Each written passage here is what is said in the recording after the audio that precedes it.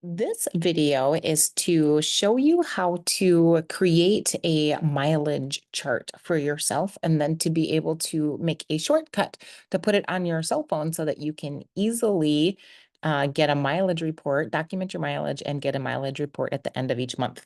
So first, I want to show you the form that I created, and I'm going to tell you why I created it the way that I did. So the first thing that I did is I put down date of service. Now, one thing to notice is that I did say a short answer text instead of you have the option to do like a date and put the little calendar in there. I prefer the short answer just because it's easier for me to document it on my cell phone with my thumbs. The calendar can be a little trickier for me, but if it's easy for you, then that's another option for you. But you always want to document the date of service so that you can have that. Then you want your start point and your end point. Now make sure that those are for sure required services for you. The date of service, you don't necessarily have to have that required because sometimes maybe you're doing a whole bunch of them on the same day. So maybe you just want to document the date the first time, and then after that you don't want to. When I show you how to get a spreadsheet that shows all of the input that you've added, then you will see that it automatically tells when you've done it. So the benefit of the date of service is in case you forgot to document a visit yesterday or last week, then you can add it. So anyway, here is your date of service, your start point, your end point. Put your student on there. Now I did this where it is a drop-down menu, but you have some options with this as well. You can also do check boxes, or you could make it a multiple choice. Check boxes might be nice because there might be multiple students at a visit. You can do it however you like. Make sure that that's required so that you can document that. And then the mileage. You may also want to put extra one. Let's do comments on here. Comments. And this would be the spot where maybe you're actually going to a school, but you're going to an IEP meeting or maybe an in-service, and it's not actually for a specific student, but you can add that. So you can do that. So in any case, my goal is always to have as few areas of input as possible, because then it makes it really, really quick and easy. But here is the form. So now what you want to do is you want to email it to yourself, but you could also text it to yourself if you could do that. But I always find email is super easy. So I'm going to email it to myself here. And here we go. I'm sending it. And now when I go, I'm going to actually check my email on my phone. Okay, so I'm going to check my email, and here is the form. I will go ahead and open it up.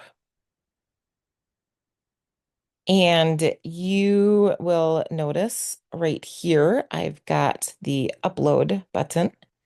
So I'm going to click on that, and you'll notice that as I scroll, there is this section right here that says add to home screen.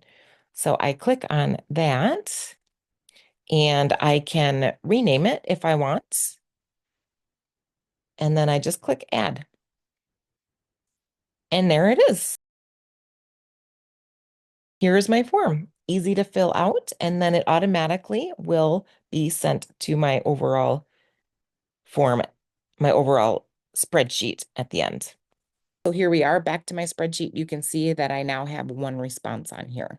Now, here is a fun thing to be aware of. When you're looking at your responses, click to the responses and you can link to sheets.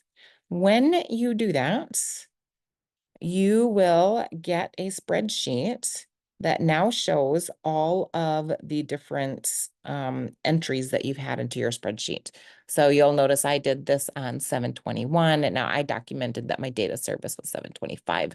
But if I was doing it on the same day, then you would see that. You'd also notice the timestamp when I did it versus if I'm actually following up from last week. But here's kind of the neat thing that we can do with this. When I have a bunch of these in here, I can actually add to the spreadsheet. And what I'm going to show you how to do here is I'm going to show how to get my total mileage.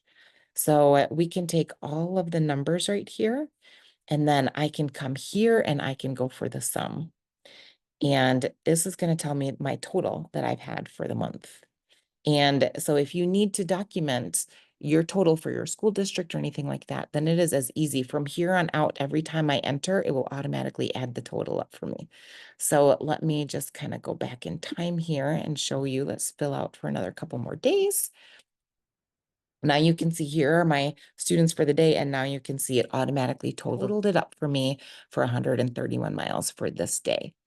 Now, when I go back here, let's pretend that I'm all done with for this month, and now I need next month's students. In the spreadsheet here, we can create a new spreadsheet, or we can actually, what I like to do is I'm going to take all of these. Let's pretend I'm done for this month.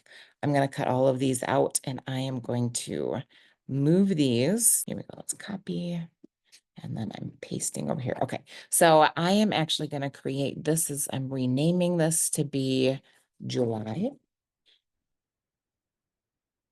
2024. And then now from here on out, when I redo, I can delete these. Now when I redo them, it will start my month all over again. So here, let's do it again. Here is my mileage sample. Let's just fill it out. Now this is going to be for, let's say this is for August. Okay, August 1. And again, I'm starting at home. And now I'm going to go to my next town over. I'm doing this student, sample D. And this is only 17 miles. And I'm submitting. Okay, now I'm going to go to my next one. And this is my marathon. And I'm going to go to, okay, and this is student sample C. And that is another 17 miles. And then when we go back to our responses, you can see that it's starting all over for the month. And that is now, but I would be documenting all of this on my phone. So I'm just showing you how to turn it into a spreadsheet to be able to see where you're going. And that's it. I hope that that is helpful for you, and happy mileage documenting.